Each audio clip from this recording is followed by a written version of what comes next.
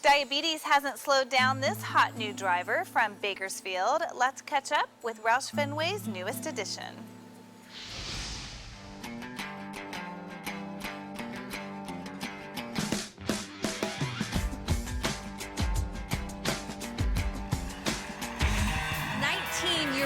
Ryan Reed. He's making his series debut, but he's also making a debut with Roush Fenway Racing. Ryan Reed in the field driving for Roush Fenway, but one of the many things that make him unique is he's driving with type 1 diabetes. Diagnosed 2 years ago, you were told you'd never race again, and here you are making your nationwide debut. I grew up watching my dad race and naturally wanted to be like Dad. It quickly became more than just a hobby. It became something I want to do for the rest of my life. I've been really fortunate to have a lot of success in each of the divisions I've been in so far. There's been some pretty awesome technology that I've been able to be a part of, and probably one of my biggest tools is called a continuous glucose monitor, and Dexcom makes it, and it mounts on my dash right next to all my other gauges, water temperature, RPM. So it's kind of like watching my water temperature, only it's my blood sugar. Driving for Roush Fenway is a dream come true for me. I grew up watching them, and so it was just instant chemistry. It's incredible to work with such a veteran team that has so much experience and knowledge that can help me on and off the tracks. It's pretty awesome. NASCAR is a one-of-a-kind sport. The fan base is so loyal, and they're just an incredible group of people that come together. The opportunity that anybody has to have a media outlet there is huge. The loyalty is there.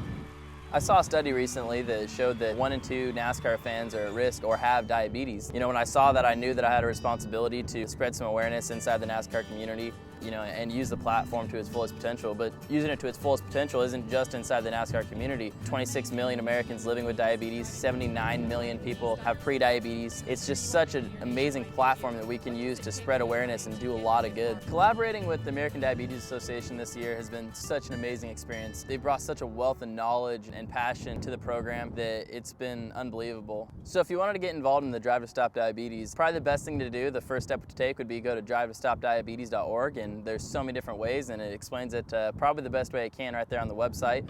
There's merchandise you can buy, and that's a great start. You could have your name on the race car. You could be a part of the ad-track activation. There's personal service stuff that we can do together. There's so many different ways to get involved in Drive to Stop Diabetes, and I think that's what makes it such a unique program, and I know I'm excited to be a part of it. You know, Ryan's mission, it wasn't even a foundation to begin with. It was just, hey, here's my story. I got diagnosed with diabetes, told me that I couldn't race anymore, and I'm out here trying to climb the NASCAR ladder. So follow along, and maybe you can find some inspiration. And that's how it started, and it's grown into what it has today, and I'm so proud of it. Yeah, I love to win races, and yeah, I love winning championships and all the success that comes with it. But the biggest success comes from, like I said, when someone walks up to me and says, you help make a difference. And that is as big of a win as any.